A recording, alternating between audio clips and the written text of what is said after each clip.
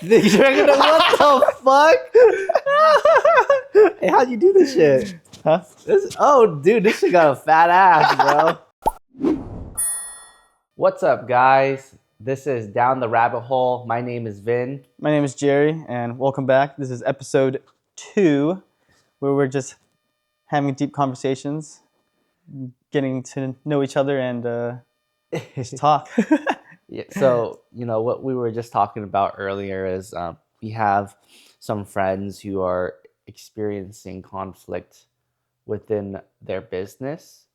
And what we were talking about was, how hard it is to go into business with friends because a lot of the times, when you find a new venture, you like to bring in people who are around you, that have the same excitement. And sometimes, when you start a new business, obviously you're going to have trouble. Right. With it's a learning process in, for sure. Right. With bringing in with anybody, right? And it's even a little bit, actually it's a lot more complicated when you have a friend. How so? So, with business, you're always going to run into conflict, and a lot of the times, as friends, like, would you say like you get into friends have beef sometimes. Yeah. But or like differing opinions. Right. And stuff like that. Right. Yeah. But like when it comes to conflict in business where money is involved, egos are hit, it could get a little sideways. And what I think is, going with a friend, it's a really slippery slope. Right. And the only way to kind of make it work is if you have a really solid vision together, as well as you lay out the expectations. Right. So say, for example, like if party A and party B like have different visions, or their visions are not aligned, how would you go about with like trying to navigate through that? Or well, that's going to be, have you had that experience before? Yes, I have had that experience, but it was short-lived. It was more like doing side hustles. Okay.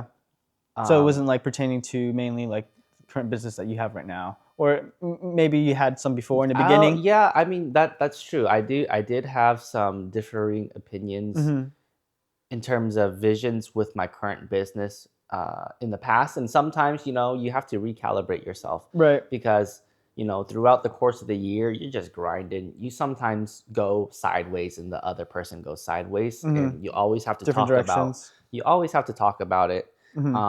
Which direction is currently at?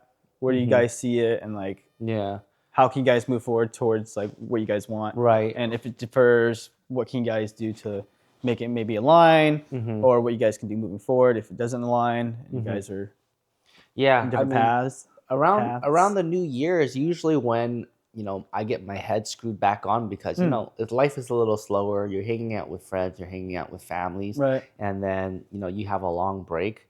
That's usually the time where I kind of have to sit down and reflect on 2025. I look at where my business is going. I look at where my personal life is going, my relationships, my finances, and then from there, because in business, people say you want to fucking put business and personal life apart. Ideally, you would want to, but most of the times, especially when you start out, they're all going to mesh together. Right, because you're going to need that like initial support, and sometimes like whatever business you're running, like loved ones or friends would maybe help you out, or depends. I mean, I don't know. Sometimes maybe you're doing it all by yourself too, so it's like really hard, and especially if you're doing. I'm assuming people who run businesses initially start like working from home, so it does kind of mix because you're working from home, trying to grind it out and trying to get your foot out, basically. I mean, right? I would say so. It does mix in the beginning, or like depends. It just depends on the type of business you have. Coming back to your point, right? Like, yes, your spouse, your significant other plays a big role in your business. Your friends plays a big role. Plays a big role in your business, because a lot of the times people, will doubt you. Right. People don't support you, or your spouse might be Question you, or, questioning like, your decisions. Like, is this worth it? Right. Like, am I gonna have the life that I want for you doing this? Like, those things really does affect your psyche. Oh, for and sure. No, for sure. How you work. And it's just like not only external factors like questioning yourselves or questioning you, then you start getting like questions from yourself, like, can I really do this? Are they right? Am I wrong? And it's just like builds a downward spiral. Yeah. So it like can really fuck you up. Yeah. Oh, I feel that. 100%, dude. Yeah. It is a grind. Yeah. It is a grind. What do you do to like kind of combat that, or like yeah, I guess what do you? That's a great question. You know, till this day, it's like a trial and error. Right. Like, I feel that. I'm fucking 31. And I just realized, because I'm doing my reflections this year too. I'm like, dude, like I kind of don't know myself enough to kind of have a straightforward answer for that. Because, you know, I like going outdoors, I like surfing and all this, but like when it comes down to it, I don't really have a specific way to get myself out of the spiral. And it's weird. No, I agree. It's Yeah. like a constant work kind of thing. It's Yeah. like a constant practice, because like, and it's ever changing too. Yeah, because normally like you do something to try to combat, like it can be like self-talk, like, you know, like kind of oh, Santa. We have a special guest today, Santa. She's just chilling. Yeah, she's a retired reindeer now. Yeah.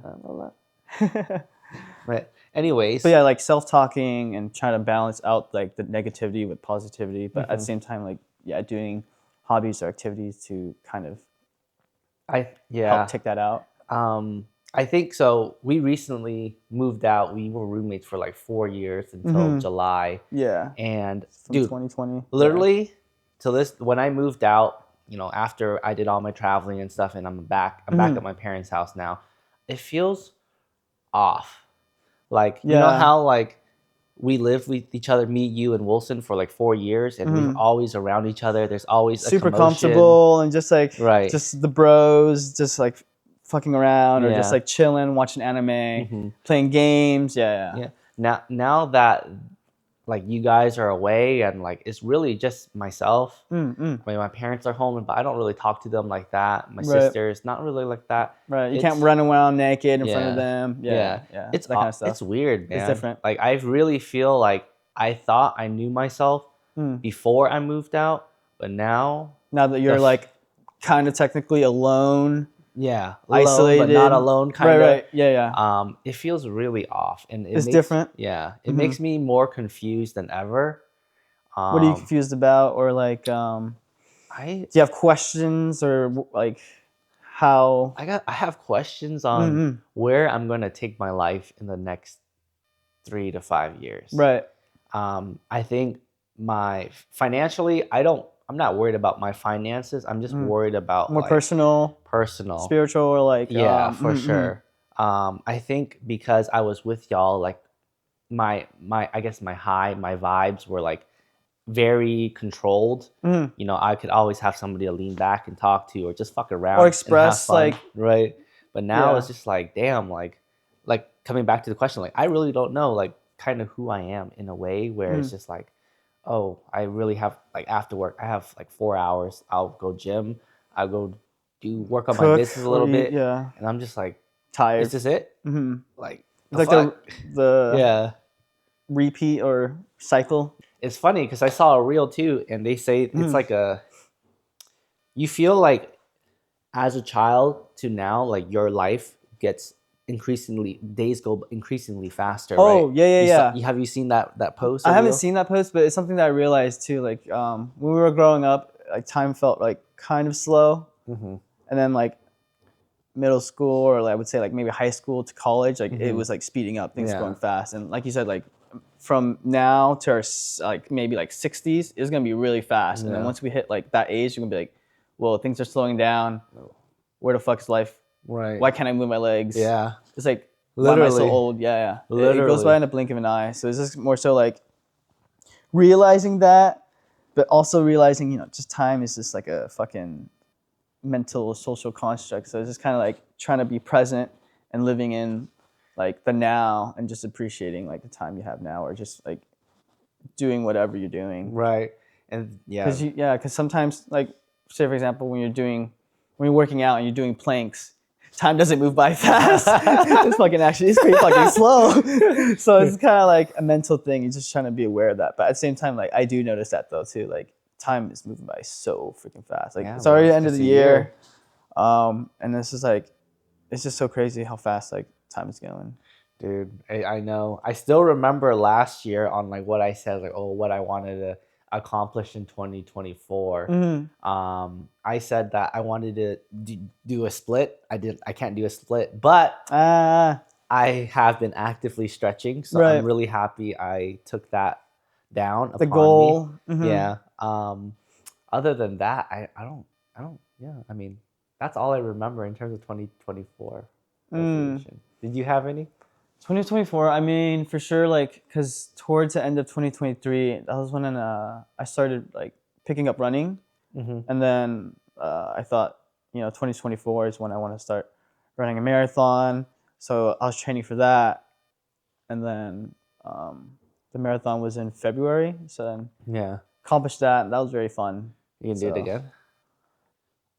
Nah, probably not a full, because, god damn, this shit is really, really tiring. But halves are chill. Yeah, so I might do that. I know for sure maybe in June there's the rock and roll half marathon. Yeah. In June, so I think I'm gonna do that. That was very fun. Dude, it's like, you think like us as millennials, we go through the same phases as like a collective group, like like in general, like like everybody started running, or first it was working out. Like you start seeing all our friends in our circles, like, oh shit. Yeah, once you see in the circle, and then like you go on social media and you're like, wait, everyone's doing the same thing. That's what I kind of noticed too. Like same thing with like climbing and stuff. Like that's what I noticed. I'm like, holy shit. Maybe. Man, everybody getting tattooed at the same time. I'm like, what the fuck? God damn. I think everyone's going through some kind of crisis or transformation in their life that requires something different. Yeah. Hella tattoo. Yeah. That's what I noticed too. Yeah. It's pretty funny. But then like seeing the running groups is just insane. It's just like so many people. Is it still popping? I don't know. I haven't ran in a minute. I think after your marathon? Yeah. Marathon in no. After the marathon in October, I didn't run too much. I only would run like 3 to 5 miles, which is pretty chill. Yeah. I did run in Japan though. That was fun. That was really fun. Yeah, I think I got my dream. About it. I got my dream of running along a river. I was like, dude, that was my anime main character moment, dude. I was playing music. I was like, yes. But yeah. Do you have any plans for 2025? Have you like reflected? Like you're like, oh, this is what I really want to accomplish this upcoming year. I reflected a little bit, but like not too heavy. I was kind of reflecting 2024, and what I want to do for 2025 is focus on consistency, like in general, whatever that will be, like with either gymming. Bro, gym's been fucking hard. I'm not gonna lie. Holy shit, it's been tough. But this past couple weeks, I got back into it, or at least this past 2 weeks or a week. What, 3 days a week, 4 days a week? So this week I only went once because they're so busy. Oh, last week twice for today, my guy. Last week I went like I think 3 to 4 times, so I went a good amount. Yeah, but I just gotta maybe go tonight or tomorrow. Same, bro. Not tonight. I've been trying to make that shit an effort. Yeah, like, I feel like shit every time I'm at home. Like, dude, I'm not going to the gym right now. What's going on? Then my body's like trying to get back into it, so it's like hella sore. But I realize that I actually hate the gym right now. Why? It's just so boring. Like, what the fuck? I need like some excitement, bro. I need stimulus. If I don't have stimulus, bro, like I'm just gonna go crazy. I think that's why people transition to running or climbing. Or doing other shit. Yeah, that's what I'm saying. Have you been surfing more, or like has it been cold? It's been freezing. Yeah, I surfed the other day, dude. Blacks or No, I went to Scripps, but I like now that I'm older, and I feel the mortality. Mm. Like as a kid, I was like, bro, I don't give a I'm fuck. invincible. Dude, literally, I'm like, yo, hit me, bitch. I'm not gonna die. The realization, I'm gonna die today. the realization when I was human was when I chipped my tooth. I was like, fuck, I'm not invincible. I was like, okay, I'm not Superman. Fuck me. Oh my god, yeah, Oh my man. God. I'm just like, for sure, definitely more scared. Mm. And like, for example, yesterday at surf, like normally, I mean, it was kind of big, but like now that I'm 3, like, 4. it was like 3, 4, and an occasional 5. But bro, like there's some rogue ass waves, and you're looking at it. It literally looked like if you're sitting here looking to the ceiling, and it's just like, fuck, I'm really gonna eat shit today. Like, Your heart drops. You're That's fucking fun. paddling. You're like, oh my fucking god, what do I do? Do I bail? Do I duck dive? Like, nah. right. But yeah, Have you ever tried catching them though? You're like, fuck it. Or I it's like, did, at that moment, you're like, ah, fuck, I'm scared. and I got wrecked. Yeah. I don't want to do it again. Okay. So That you shit was learned, bad, you learned bro. from me. You're like, ah, no, fuck that. Literally went in for like 10 minutes. Mm. Thought I was. That's what I thought. I was like half invincible, half not. Fucking got that shit. Fucking ate shit. Went back into like, yeah, I'm done today. No. Yeah, I'm done. Dude, that's like the worst feeling. But, Yeah. but yeah, the hack to gymming for me right now is going 80% instead of 100. So like, you know how we do like, I do like 4 sets of let's say I do chest. 8 to 10. Yeah, 8 to 10, or even like 6 to 8. Mhm. I'll go like, you know, bench press, incline, flies. I'll do like most of them 4, and then the last two workouts I'll do like 3 sets instead of 4. And then it's just faster. It makes me enjoy it more because I'm doing it less. But yeah, that's my hack right now. It's been working. Mine, dude, I'm doing the exact opposite right now. And it fucking sucks. It fucking hurts. I'm doing until failure. Oh, that works. But you just do like 2 sets, 3 sets? No, I do do 4 4 sets? sets. God, you're So I stick crazy. with 4 sets, and then like I do my first set. I do it until I'm burning, and once it starts burning, that's when I start counting, and then that's when I do it to failure. And then after the first set, I'm like, okay, I can't do it again. So I do like 8 max, or 8 at most, and then or 8 at least. I hear And then that's I go more up. efficient though. Like if you do it to failure, like that's already your muscles already like good. Yeah, Like, but that shit hurts so much. But especially trying to get back into it too. So it's a process. yeah, bro. Gotta get that momentum running. Like this week, I felt good because I'm like, all right, I did 3 Monday, Tuesday, Wednesday. I was like, I don't have to do shit, but I'm probably gonna go again today. Fuck, you're right. Yeah, I was the opposite. So I didn't do Monday, Tuesday, or Wednesday, mainly to rest, and then worked out yesterday because I was like, I'm done with work early. Yeah, So I was like, okay, I'm just gonna gym. But it was a good sesh for sure. yeah, it's fucking Very nice. different when you're alone or like by if you don't- yourself, Yeah. When you Yeah. don't have a gym partner, basically. bro. I Yeah. know, bro. I want to push myself, but I was like, dude, I don't want to look like a bitch. With a bar on my throat. Yeah, yeah. That's why I warm up. I'm thinking in my head like, do I gamble this shit or not? Alone? Nah. maybe 1 set, but after that, I'm okay. I'm done after that. But it's scary to go alone for sure. Yeah, Yeah. definitely can't go as Hamtai. But fuck. But yeah, when do you usually go? Do you go like at noon or like Dude, I've been trying to go in the mornings, but it's impossible for me now. like early mornings or like 9 or 10? Like 7 to 8:30 is good. But I like always wake up around like 6:30, check my Right. phone, check my wallet. Check Discord. And then I would be like, damn, I should gym. And then I just put the blanket over me. Dude, no, it's just been Dude, so fucking cold. Freezing, my guy. Yeah. So I normally like sleep under the blanket, but I always run hot. So I initially like sleep halfway, like half body in, half body out to stay like in equilibrium. Because if I stay under the blanket too much, dude, like I start sweating. Dude, It's so bad. Have you seen that? Like, I guess it's on Amazon, but like you could put like a fan on the bottom of your bed, and it like blows up to your blanket, so it's like circulating under your blanket. Because I have not seen that. I like being under a blanket, but I can't deal with the heat. The heat, sometimes, yeah, dude. So Because that might be I something always good. be like sweating. my whole body's under the blanket. Yeah. It's just so bad. It's really bad. Speaking of Amazon, did you buy Stephanie a gift already? I'm lost, bro. I need help. Help. Help. So we came to an agreement to not buy each other gifts this year, but You gonna do it still anyways? probably need to buy her a gift. I feel like she'll buy me something, and if I didn't buy her anything, she'd be like, "What the fuck?"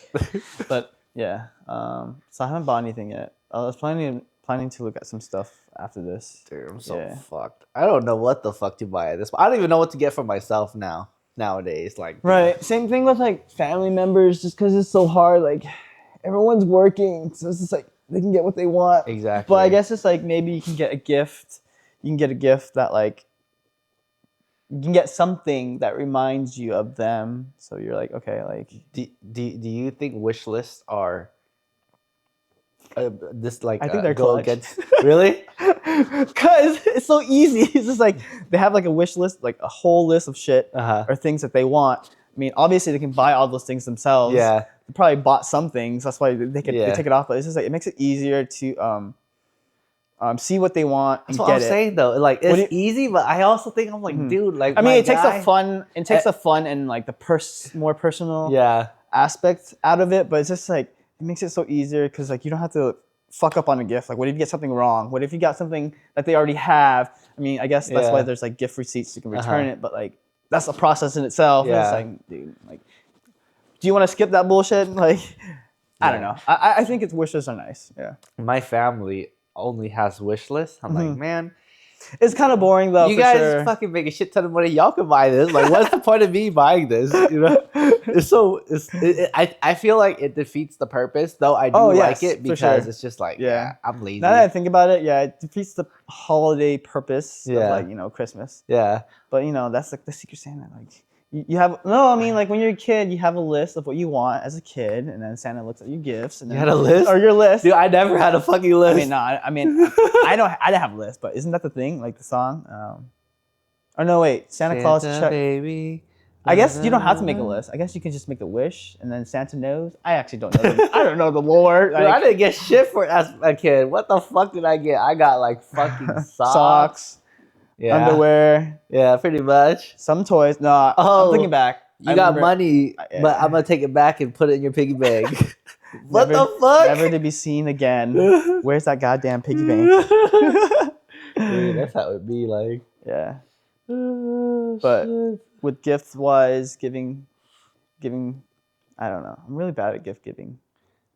Dude, me too. I'm really bad. Yeah. I give them fucking Shell gift cards. Someone fucking up there? Oh, it's probably the neighbor. What neighbor? Probably the neighbor up there. There's You a hear the neighbor up banging there? sound? Like do. Makes sense, Michael. He comes down. He's like, "What's up, guys?" Oh, speaking about Michael. Oh, I got some good shit. Hey, this might need to be edited, but I don't know. All right, Michael's pretty easy. Let's just bleep out some names.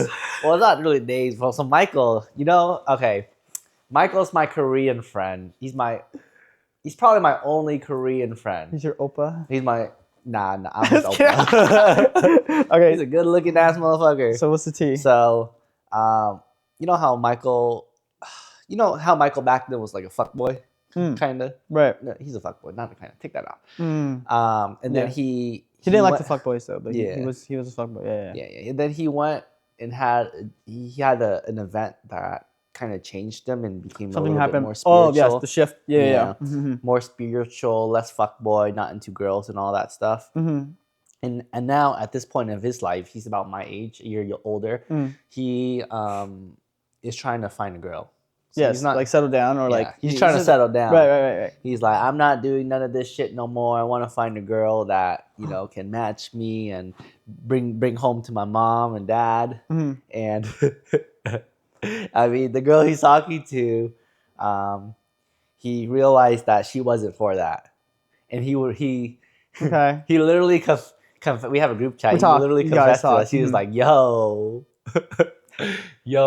I just told this girl we gotta stop talking, and I'm hurting now, guys." And it's so weird to fucking see him say that shit because he's just like, Michael, just go out there and get another bitch. Like, dude, there's so many bitches out there that you could get. And it's just really weird to see a vulnerable side of him. Mm-hmm. But it's also funny because in our group chat, we were just everyone's like clowning on it. Like, Michael's stop like, being what stupid. the fuck? And then we're like, oh wait, this is serious. Oh shit, my bad, Michael. He's like, guys, you gotta understand. He's like, bro, I'm feeling it today. I'm like, damn. Oh my god. So that's the tea. Yeah, so he nothing crazy. But, yeah, nothing crazy. But so he just realized that they're not maybe for each other, and he broke it off. Yeah. So now girls know. If y'all watching us, like every fuck boy has a good heart. You just got to get them at the right time. 32. Yeah, man, it's true, man. It's true. But like, I wonder. I mean, obviously, he's probably hurting because he can't.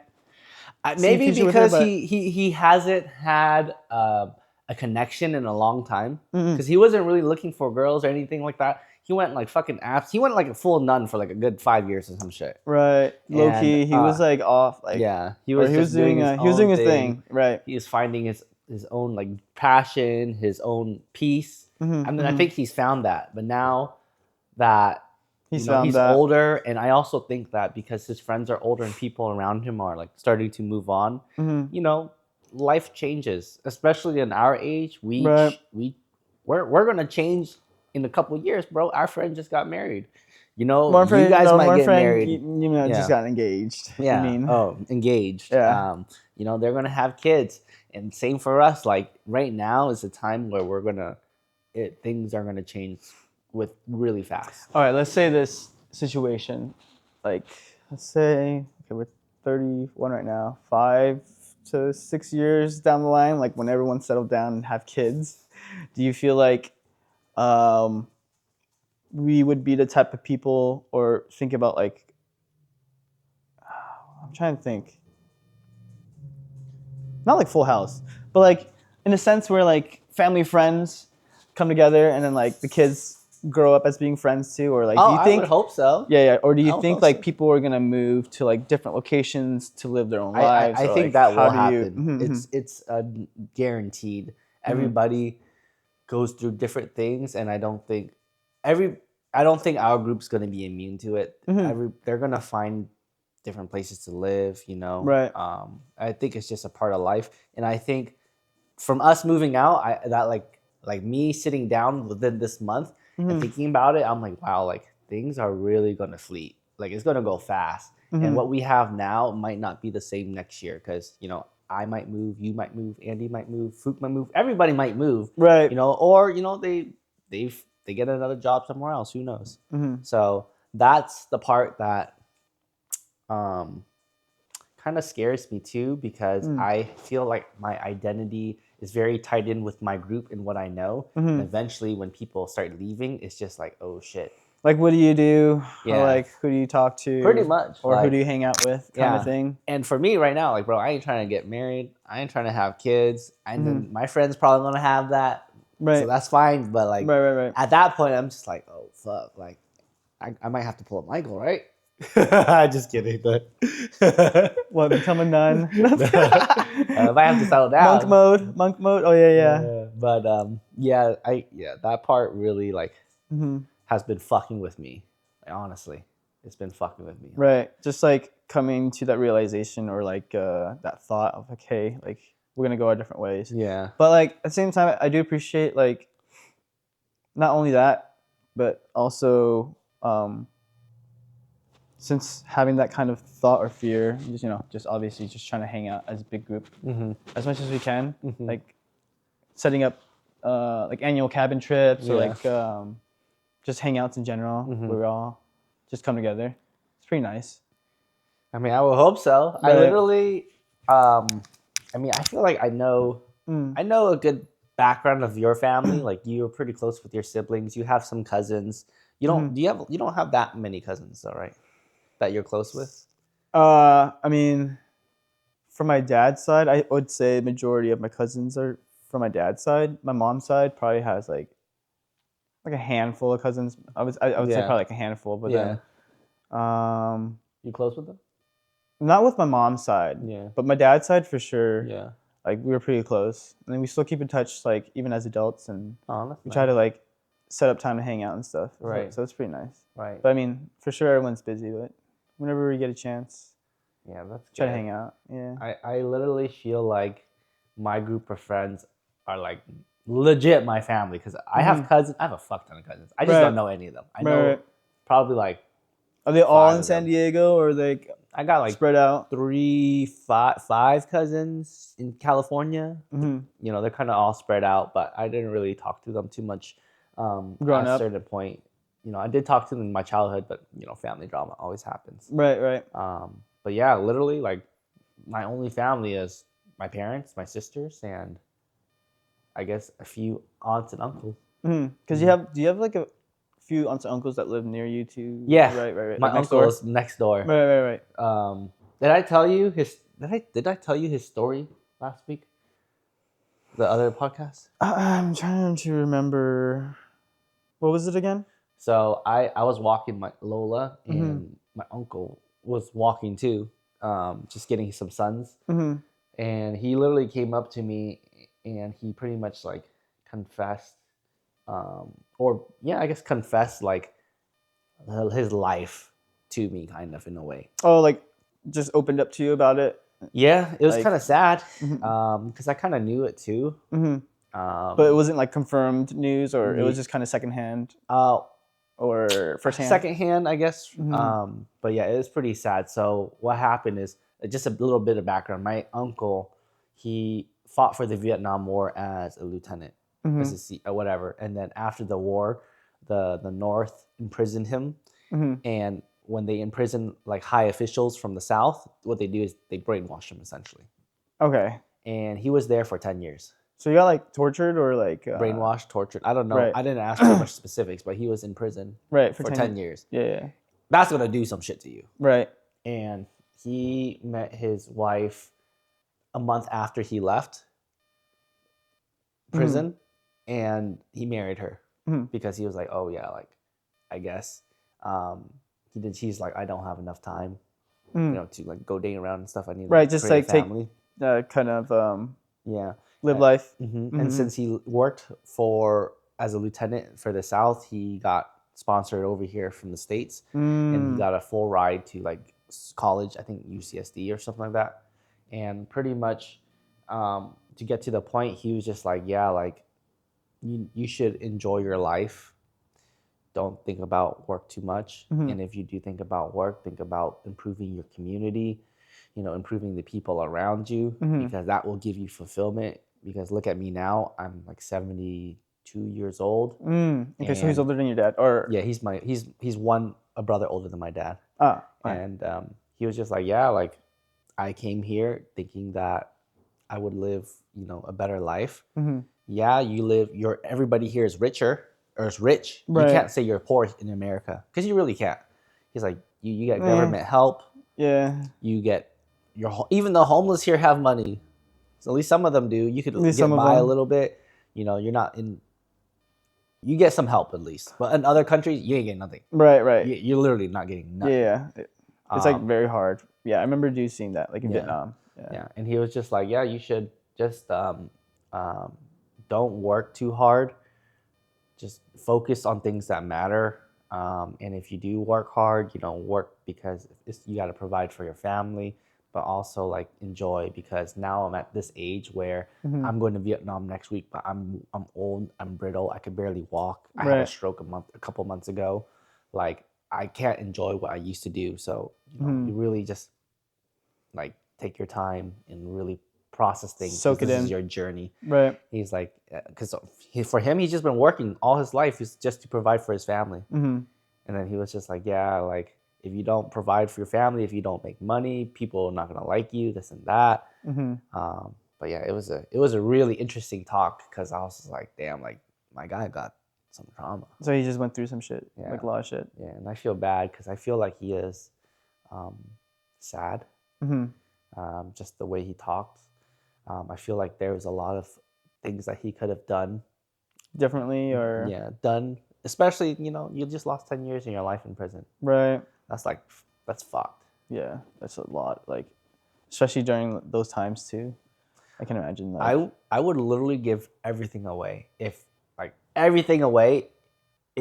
just to not go into prison. I do not give a fuck because at that point you're just like in a cage. Wait, did you watch that show? Oh, fuck that one show with the half white, half Vietnamese, half white guy. Oh, that guy. What's that shit called? I forgot. It's the Vietnamese. We watched it together. Yes. I forgot what the show was. Yeah, so it's kind of like that. Like I can imagine like the torturing or like the brainwashing. Yeah, pretty much. Yeah. It was So exactly like that. Pretty intense. Yeah, I'm sure there's more. I wish I could have asked some more specifics. I just didn't want to get into him into the fields and shit. Right. Damn, like when did that happen, or when did that conversation come up? As a couple weeks ago. Okay. A couple weeks ago. What if it's like him?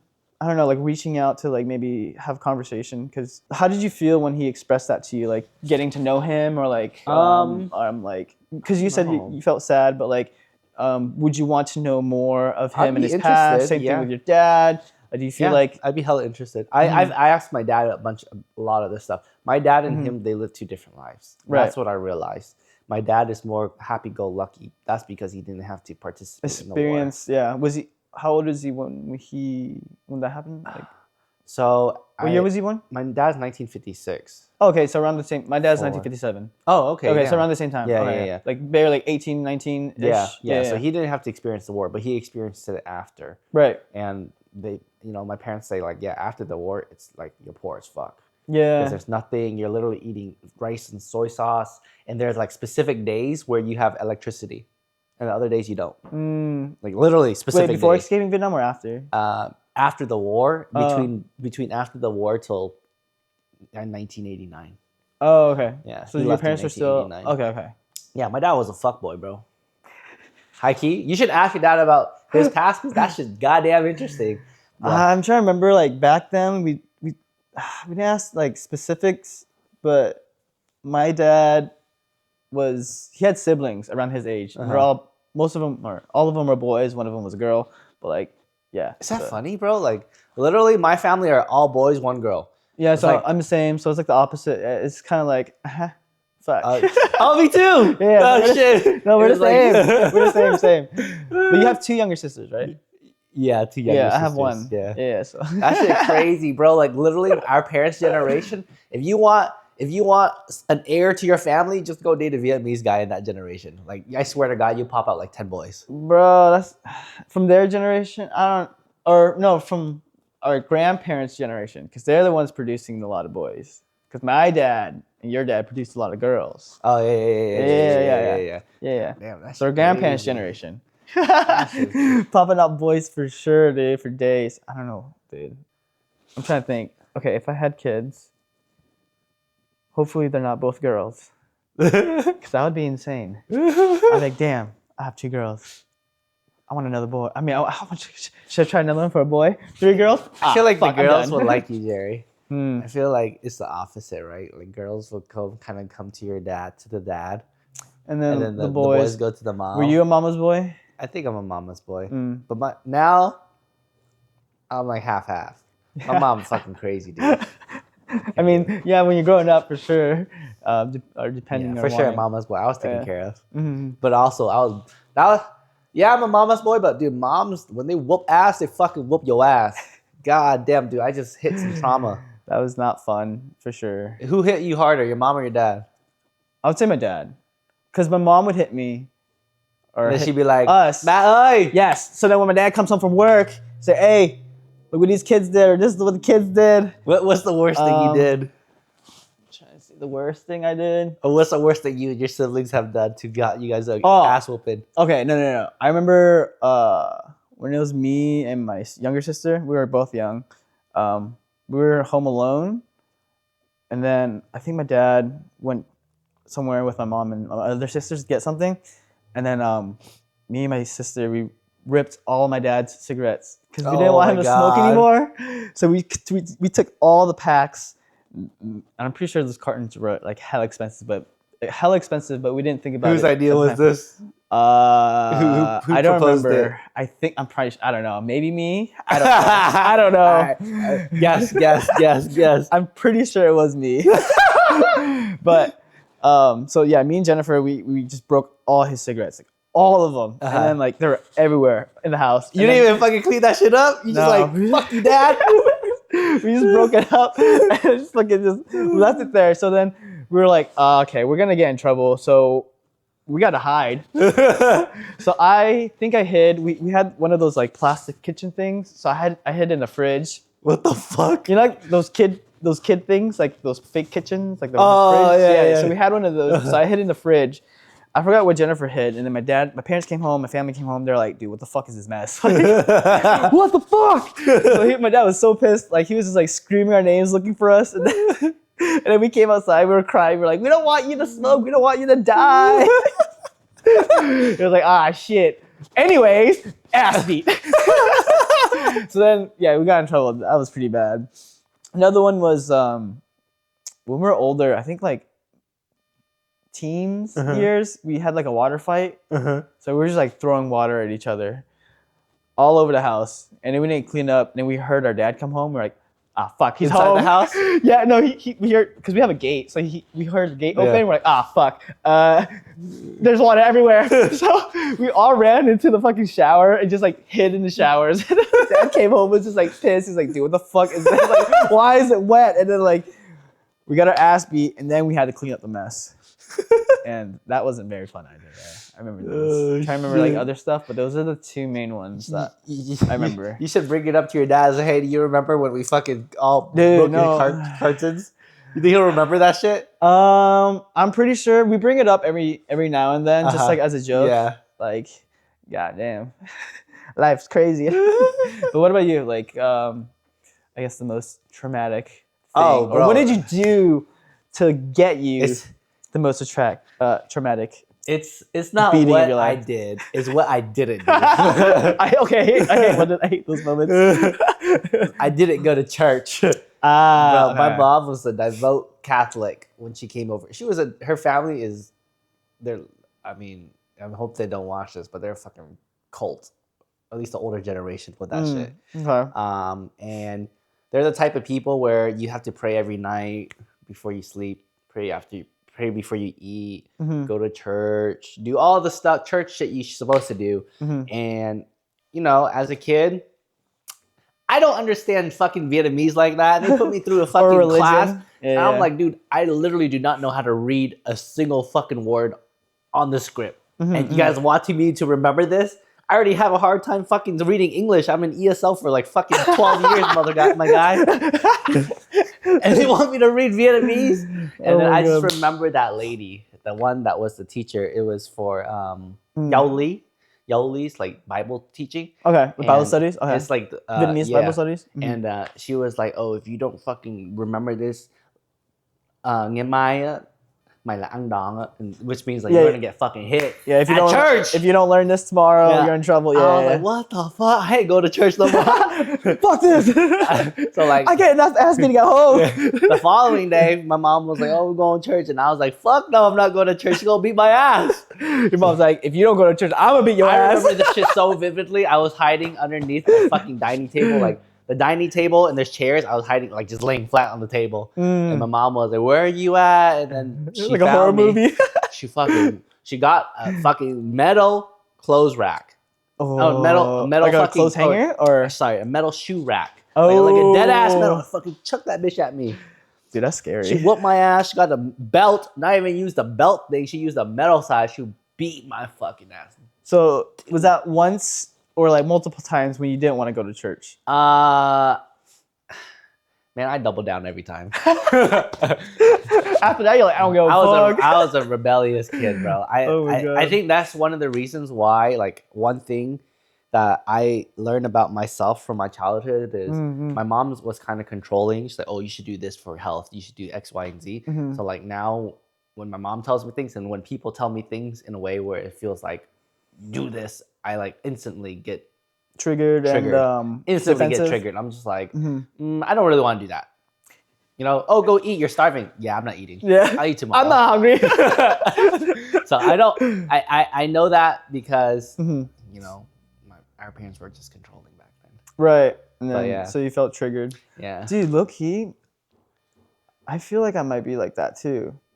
When it comes to like some kind of, hey, do this, or like pushback, or like some kind of thing, I feel like I get triggered too. So like, it's definitely something that comes up. So I think I need to be more mindful of that and like aware of like, hey, if I'm getting triggered, I should like take a step back, or like not kind of for sure be defensive. But it's just so hard sometimes in the moment, like just like automatically get defensive. Yeah. I feel that. It's I read another thing, and they say that everything you do now, like your habits, how you're born, how you act, is a coping mechanism of when you were how a child. You were raised. Correct, because everything you do was based to do was you did because you needed to survive as a kid. I think I didn't read that, but I feel like I came across something similar to that. Like, say for example, like if you lived in a very like abusive household where like your parents are yelling at you, and then you have one kid that's like a jokester, and that's like their coping mechanism, just try to be funny, just get it, like try comedic relief. Try to divert the attention or the tension to something else, like stuff like that. What do you think your mechanism was? My coping mechanism as a kid? I know mine. Wait, you go first. Let me try to think. For me, I would say my parents. Okay, my household was. My parents are loving, caring, but they're very interesting. How they came up. Anyways, they argue a lot back then as a kid. As I was a kid, I've experienced a lot of like high intense moments in my household. For sure. Oh yeah. A lot of bickering, and even Vietnamese people, when they talk, they fucking sound like they're yelling.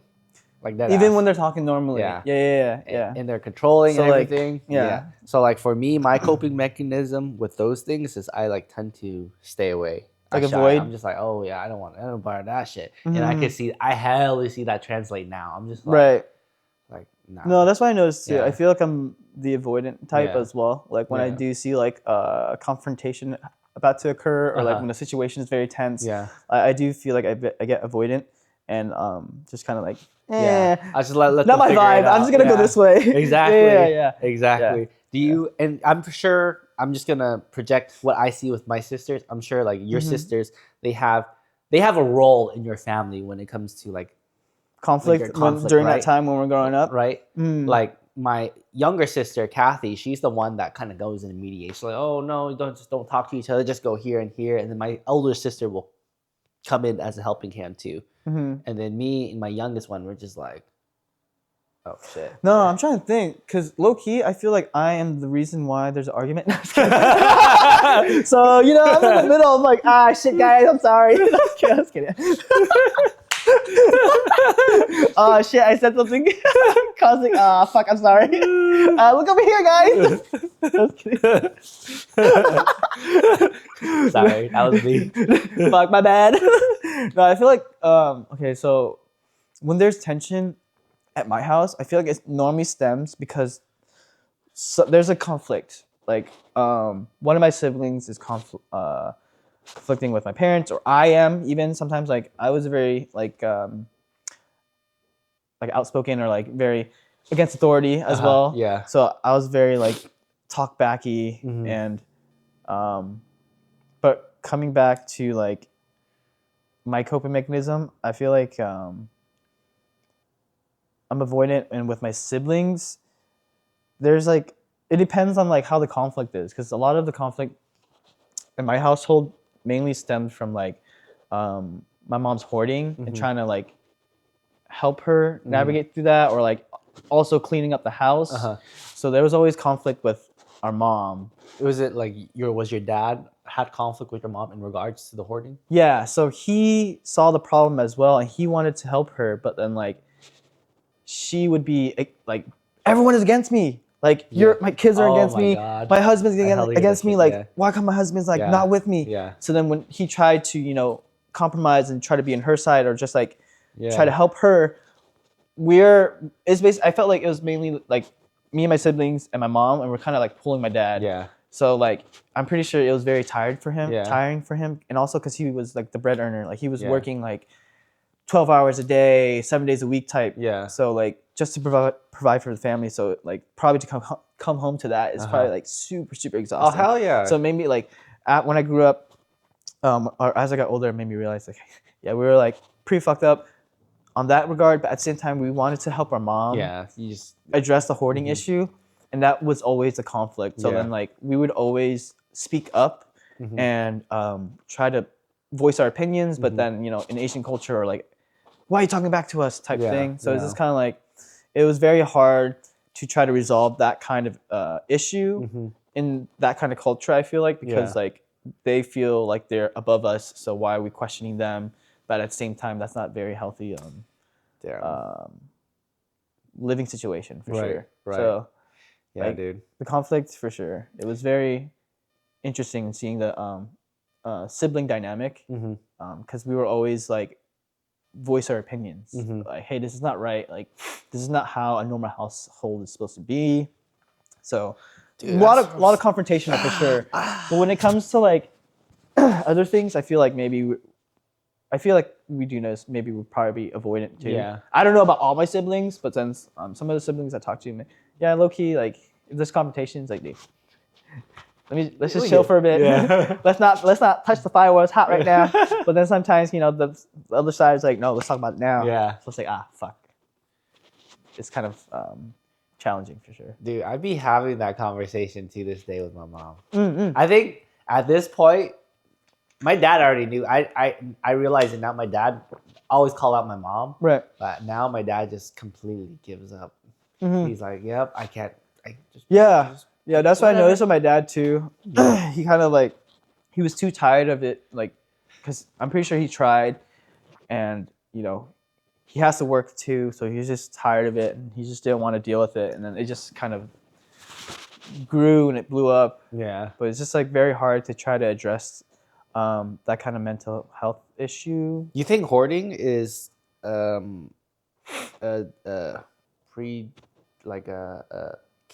hoarding is a sign of some sort of OCD? Is it OCD? Oh no, I thought you were gonna say OCD. Other like a mental health issue. I feel like it could be attributed to that. Yeah. No, I feel like there is some kind of like mental health issue in regards to hoarding. I don't know for everyone's case. Yeah. Maybe like it's because they want to hold on to like past memories. Yeah. Or maybe like psychologically they're building up a wall from the traumas, and then that manifests physically. Interesting. I've never heard that one before. That's what I think too. Maybe there's like past traumas, or like how people say I build up a wall. Yeah. In front of people, it's like that kind of can manifest physically, where you're just like hoarding things, and then like those things like that they're hoarding maybe have memories to the past, to a happier time. I don't know though. I'm not like a psychologist, so I'm not too sure. But I feel like that's what it was, because looking through like my mom's stuff, it's just like, okay, there are items from when we were kids. Like, when are you gonna give them away? When are you gonna sell it? It's just like, oh, I'm gonna give it to people in Vietnam. It's like we've had this since we were kids. Like, it's not going anywhere. There are some things with like clothes tags and everything. So it was very challenging. Like, it was very. I feel like there is some kind of like mental instability. Maybe it's like depression, some other things. It brews up. But I feel like by having maybe like conversation and trying to understand what's going on in their life, it can probably help click why they're holding onto these things and the reason why. It's funny because I literally talked to my mom. Me and my mom we're hot, bro. We're hot with each other, and we're snarky hot too. My mom was pretty damn snarky. Right. But dude, she's a fucking hoarder. Literally, I saw, what a guicak is? What's it called? A body pillow? Yes. Bro, I had this body pillow when I was like fucking 4 years old. And she still had it. I saw my dad threw it in the trash can. This was like a couple days ago. Right. Because my dad went through the shed that my mom bought just so she could hoard more shit. And then that's when you notice like, fuck. My dad threw it away, started throwing shit away, and she saw it in the trash can. She found it and she put it back in the laundry. And I'm like, dude, this is just literally covered in rat piss and whatever it is. And I'm the trash like dirtiness. Yeah. I just get so like triggered. I'm like, this motherfucker. Then bringing it back to the point, this is like, I don't hoard shit. Right. I'm pretty sure you don't hoard shit. We live with each other, not like to that extent. Yeah. We hoard things that were like precious to us, or but like it's not, we like, a need, lot, but there's you know? like yeah. And like that is like a coping mechanism to myself. When I see shit that's clutter that I don't need, and I'm like cleaning shit, I'm like, yep, it's going out. Done. No attachment. Okay. Yeah, that's. I think I got like that same way because of my mom. But obviously, there are some things like holding sentimental value, but it's not like crazy. Yeah. It's not like, dude, I need to fucking keep this shit. Yeah. I graduated in this fucking shirt. It'd be very easy to like let things go for sure. Like, for sure. Okay, do I need this? Do I not? Put it back in the box. I'll throw it next time. Fuck, this is where it starts.